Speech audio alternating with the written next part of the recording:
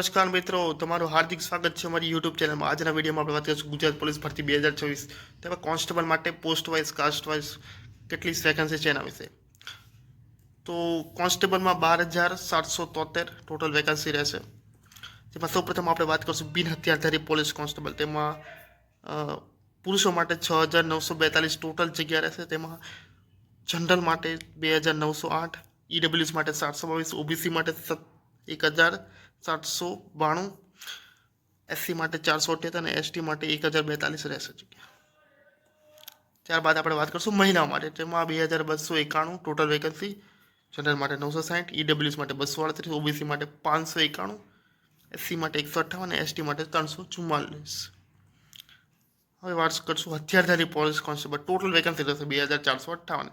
જેમાં જનરલ માટે 1,132, ઈડબ્લ્યુએસ માટે 301, ઓબીસી માટે 498, એસસી માટે 158 અને એસટી માટે 369. ત્યારબાદ આપણે વાત કરીશું મહિલાઓ માટે. તેમાં ટોટલ 811 વેકેન્સી રહેશે. જનરલ માટે 374, ઈડબ્લ્યુએસ 99, ઓબીસી 164, એસસી 52 અને એસટી 122 જગ્યા રહેશે. હવે વાત કરીએ આપણે જેલ સિપાહી પુરુષ.